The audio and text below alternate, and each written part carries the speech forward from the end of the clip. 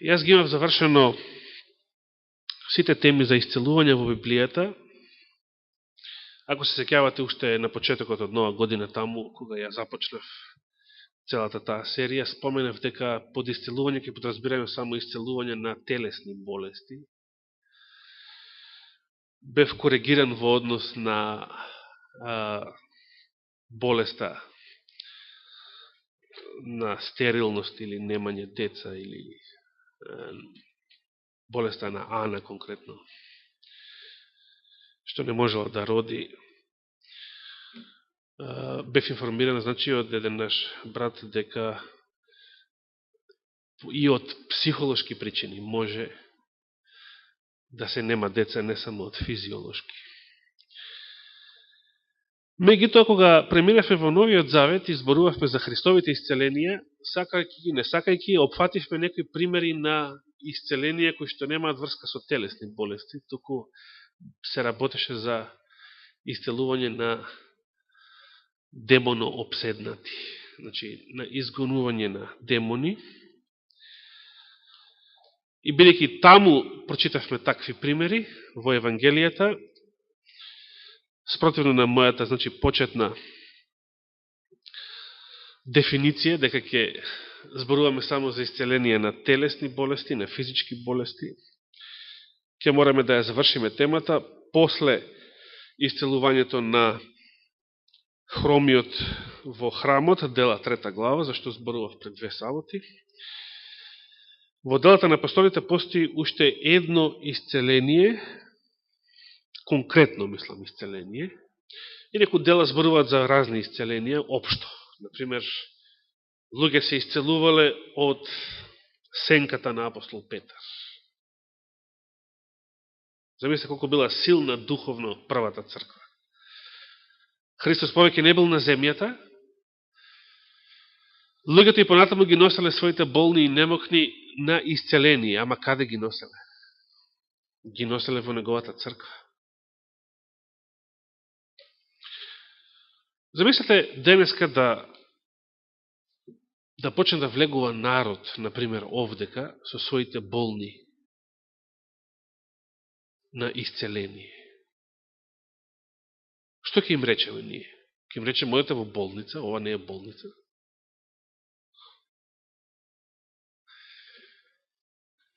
Луѓето ги носеле своите болни во црква и чекале сенката на апостол Петар да помине.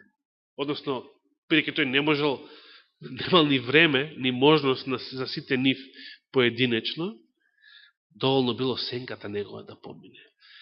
Се сеќавате, жената со крвотечение велела, доволно е да се фатам за Христовата облека. Овој пат не била потребна ни облеката, не била потребна никаква материја. Доволно била сенката. Во една друга прилика се зборува за крпите на апостол Павле.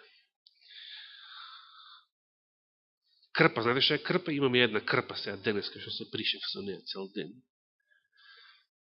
Може да замислите како изгледа сега, горе е во станот. Цел ден се бришев со неја, од потта. Се миев, па пак се потам, па се бришам. И се замислите со таа крпа, некој да биде, со таква крпа, некој да биде исцелен.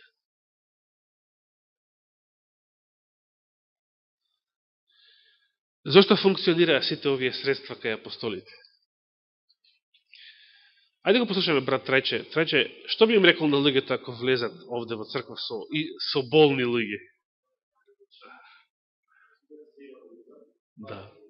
Било кој, да. Така.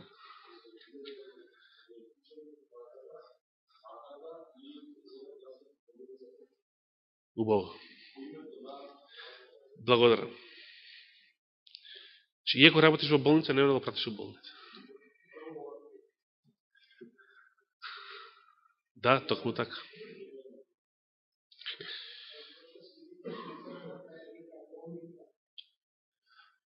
Да.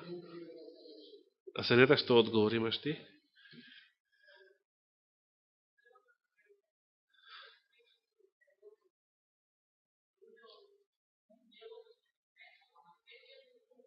Точно.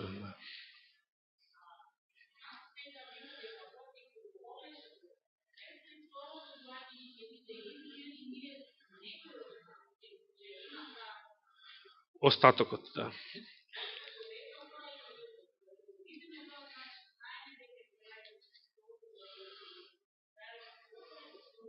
Благодарам. Значи, духот ќе се повлече од поголемиот дел од светот, а ќе се излее во полна мера врз остатокот. Сега ќе отвориме во дела на Апостолите 16 глава и тука ќе го прочитаме тоа конкретно исцеление. Кој било тоа конкретно исцеление? Тоа било едно исцеление што се случило во Македонија. Случило во едно место кое што некој од нас, група верници, го посетивме 2000 година последен пат, мислам. Некој може би приватно бил поскоро. Каде е тоа место? Во Филипи, да. Град именуван според Филип Македонски. Римски град, значи, што не било случај со сите градови во тоа време, значи, имал статус на римски град, значи, имал статус, иако не бил во Италија, имал такви права и слободи како сите градови во Италија во тоа време. Претежно незнабожечки град, пагански, со малку евреи, затоа немало синагога. Повеќето биле жени, како и Лидија. И се собирале надвор кај оној поток. Значи, бидејќи нема синагога, евреите, кога нема синагога, таму каде што нема синагога, се собираат покрај река. И во Вереја, и во Скопје, кај нас старата синагога била покрај Вардар, таму кај денешен кај Стокхолмна куќа Илинден, велат. Затоа таму го градеа и музеот на Холокаустот. Секогаш евреите покрај река ги градале своите синагоги во незнабожечки земји, или ако немало синагоги, покрај река се собирале на богослужение. Зошто? Бидејќи реката била символ на нешто што очистува, што ја на некој начин ја очистува паганската земја на која што се наоѓаат. Така, тие тоа самите го толкувале. Значи, Филипи бил претежно незнабожечки град. Што се случило таму?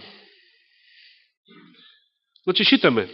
Лидија се обратила на тоа богослужение каде што Павле посведочил, заедно со Сила. Ги примила во незиниот дом. Дури 15 стих вели не принуди множина прво лице. Што значи тоа? Кога во делата на апостолите читаме прво лице, множина. Што значи тоа? Значи дека меѓу присутните тука бил самиот писател дела апостолски, значи самиот доктор Лука бил присутен. И не принуди, вели Лидија, да влеземе и да престојуваме во незината куќа. Значи 16 глава, 15 стих. Тоа беше на крајот од 15 стих, само го споменав, инаку мислевме да почнеме со 16 стих. 16. Еднаш кога одевме на молитва, повторно прво лице, одевме на молитва, значи и Лука е присутен, очевидец на овој настан. Еднаш кога одевме на молитва, по патот не сретна една слугинка, односно робинка, која имаше гатачки дух. Таа на господарите свој им донесуваше големи приходи од гатањето. Вака бил во првиот век. Како е во 21. век? Исто.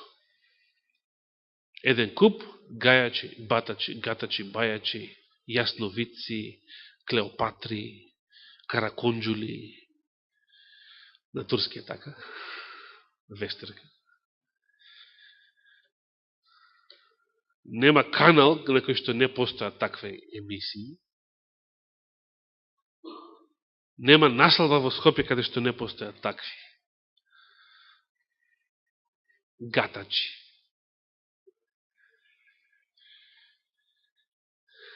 Светот не се променил. Зошто? Зошто по ова прашање светот не се променил? По прашање на суеверие, гатање, бајање, спиритизам. Зато што духовите се уште тука. Истите духови се уште тука, истите бесови се уште тука, а кај што ги има нив, мора да ги има и нивните слуги, медиумите. Некојаш медиумите биле биолошки. Само медиуми составени од миелин, значи од човечки нерви, а сега се составени од транзистори, од диоди, хартии, да, предходно со неколку века само хартија, мастила. Но сеедно, какви да се едно, тоа што имаме многу печатени и електронски медиуми, не значи дека секнала потребата од оние првите, што се викале медиуми во историјата, односно бајачите и гатачите, и ден денес ги има.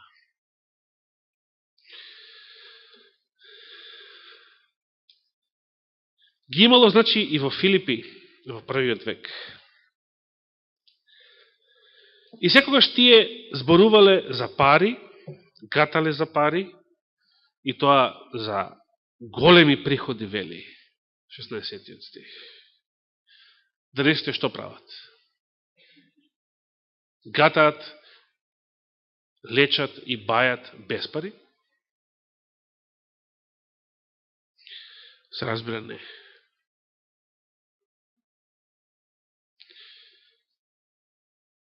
Што е карактеристично за ова гатачка, бајачка? Дека во Скопје вообичаено да се вели бајачка. Оно што е посебно карактеристично за неја е следното. Нешто невообичаено на прв поглед. И одејки по Павле и по нас другите викаше зборувајки: овие луѓе се слуги на Севишниот Бог, тие го известуваат патот на спасението. Замислите, што зборува бесот на сиот глас неизин, бидејќи тука бесот зборува, не зборува жената, слугинката, пајачката. Неизиниот дух е таму некаде, во позадина, исклучен, потиснат. Зборува демонот, како што зборувал преку гадаринците, како што зборувал преку оние кои што Христос ги исцелил.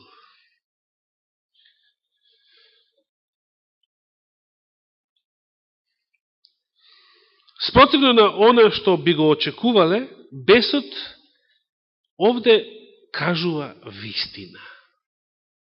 Демонот кажува вистина, гатачкиот дух кажува вистина. Дали Павле и Сила биле слуги на Севишниот Бог? Да. Дали тие го навестувале патот на спасението? Да. Зошто демонот ја рекламирал апостолската вистина, апостолската проповед? Што мислите? Зошто не рекол, овие луѓе се лажни пророци, овие луѓе се секташи, овие луѓе се нововерци, овие луѓе се опасни? Не вели така. Така велат неупатени луѓе, неинформирани луѓе. Но они што знае, а бесовите повеќе знаат од нивните слуги, тој што е информиран, интелигентен ум, тој не вели така.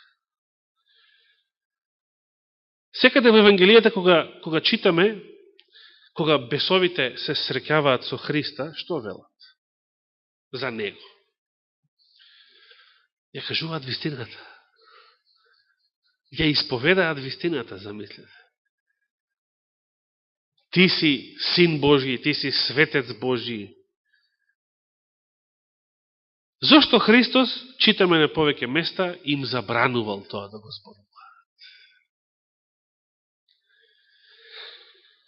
Зошто и апостол Павле не му било мило што оваа бајачка ја зборувала вистината за нив, што им правила реклама. Зошто? Што читаме понатаму?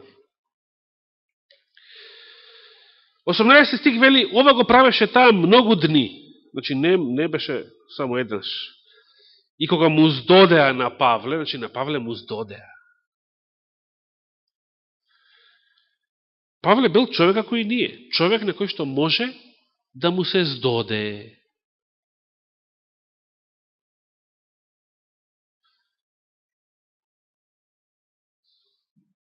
И јас сум исто така човек на кој што може да му здодее нешто. И кога нешто ќе ми здодее, кога некој ќе ми здодее, јас повеќе и него почитувам. Му спуштам телефон веднаш. Здодеа. До тука било. И Павле беше човек кој што можело да му се здодее. Чие што трпение имало граница. Но прашањето е, зошто за еден ваков случај? Што било лошо во она што го кажувала женава? Бајачкава. Што било лошо во тоа што бесовете му го кажувале на Христа, велејки ти си светец Божи, ти си син Божи, зарем прерано дојде да не измачуваш, да не погубиш, да не испратиш во геената, огненото езеро. Павле, значи, откако му здодеа, се сврта и му рече на духот, ти заповедам во името на Исус Христос, излези од неа и излезе во истиот час. Штом видоа господарите незини дека пропадна надежта или изворот на нивното богатење. Че овде цел бизнис се упропасти со Божијата сила. Го фатија Павле и Сила и ги довлечкаа на площадот кај началниците. И кога ги приведоа пред управниците, рекоа, еве што велат луѓето, тие што се поглупави од демоните. Денешната така наречена светска елита, а со еден збор се вика подземјето, значи тие се и подземја, додека господовите избраници се небесната елита. Каде што е многу пославно да се припаѓа, нели? Значи, овие пак знаат каде им е местото, затоа се нарекуваат подземје.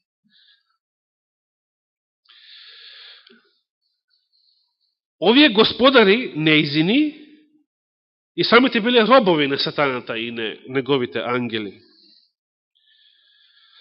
И што велат овие сега? Значи, што вели човечкиот ум? Што велеше демонскиот ум? Ти си светец Божи. Овие луѓе се слуги на Севишниот Бог. Демоните зборуваат вистината. Дори апостол Јаков ке рече, демоните веруваат, ама се тресат. Таа вера што ја имаат не е спасоносна вера, туку е вера што ги осудува. Тие се премногу паметни, значи ја знаат вистината и не можат да направат бајрам на паметот. Не можат со сила да се направат поглупави на ниво на нивните слуги и следбеници од крв и месо. Ја знаат вистината и немаат ни друг избор, освен да ја исповедаат, иако тоа исповедање на вистината за нив е измачување, за нив е тоа страф и ужас. Страф и ужас е да го слушнат Христовото име. Како се сведочи Рожер Морно во својата книга. А камоли да се соочат со неговата сила. Но зошто? Значи, луѓето велат, овие луѓе што се јудејци, значи евреи, го бунтуваат нашиот град и проповедаат обичаи што нам, како римјани, не ни доликува ни да ги примаме, нито да ги извршуваме. Значи, луѓето го подгреа едноставно национализмот на локалното население, бидејќи Филипи беше римски град. И толпата се разбира, буцната, значи, од овие политичари, толпата направи неред. Ки фрлија на крај во затвор, знаеме што случило понатаму.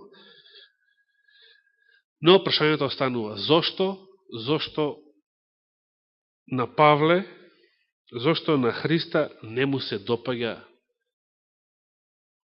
вистината што ја кажуваат непријателите, бесовите, бидејќи кажуваат вистина. Овде една едноставна причина. На вистината не е потребна демонска, сатанска реклама. Што се случува кога на вистината и се дава сатанска реклама? Што се случува тогаш? Се случува спротивниот ефект. Луѓето нема да поверуваат во вистината. Тук ќе поверуваат во измамата. Од таа причина брат Борче не сакаше, и тоа е за пофалба, а јас сакав. Јас признавам дека сакав. Брат Борче не сакаше концертот на како се викаше. Значи, Константин го знаеме, да, меѓутоа, мислам дека има име како група, да. Се едно заборев јас. Да, благодарам. Да биде постиран да речеме, во архивата на сите наши богослуженија и проповеди. Зошто? Зато што ќе испадне дека христијанската атеистичка црква како да го се солидаризира или го признава оно што приватно си го прави кај Шаров, кај него, неговото дејство, неговото делување и така натаму. На вистината не и треба сатанска реклама. Затоа што кога ќе добие сатанска реклама, тоа ќе се постигне спротивниот ефект.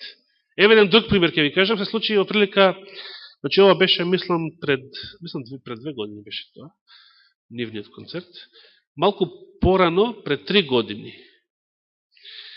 И тука беше почеток на јануари, мислам 2012 година, кога бешме на погреб кај мајката на сестра Вики, нели Киро Глигоров тука брзо почина исто. Значи, на самиот почеток на годината, 1 и 2 јануари. Првата сабота после тоа бев на богослужение во Вера. Знаете што се прочита за 5 минути? Тоа беше материјал што, не знам дали тука се прочита, ако го имавме, ако го користевме. Значи, тоа беше материјал што се читаше во сите адвентички цркви во целиот свет. Знаете што се прочита? Јас не верував дека до таму се отишло. Братот што во Вера ги читаше 5 минути, на крајот, кога ги прочита, рече, сведочам, јас сум сведок дека тоа го рече, браќа и сестри, јас не верувам во ова. Значи, он ги чита од катедра 5 минути и на крај вели, браќа и сестри, јас не верувам во ова. Тоа беше навистина страшно да се чуе. Што беше протурено во материјалот за 5 минути? Беше протурена тезата дека, да го парафразирам сето тоа, ние адвентистите на 7-миот ден не сме секта, затоа што, меѓу другото, и се почна да реди, не признале Обединетите нации, не признале овие, не признале оние, Светскиот сојуз на црквите, не признале. Со други зборови, не призна сатаната и неговите демони и нивните слуги во овој свет од крв и месо, не признаваат. Светската масонерија не признава. Подземјето не признава, браќа и сестри. Затоа не сме секта, затоа што тие не признаваат, баш затоа што тие не признаваат, значи вие сте баш затоа секта. Тоа беше мојот коментар. Ѓавол, тешко вам ѓавол кој ќе ве призна. Како негови. За жал, таква е ситуацијата. Во овој свет, да бидете на Господова страна, значи од светот да бидете непризнати, отфрлени. Блазе вам, вели Христос, кога светот луѓето ќе зборуваат лошо за вас. Така им правеа на пророците пред вас. Тешко вам кога светот ќе зборува убаво за вас. Тешко вам кога светот ќе ве признава.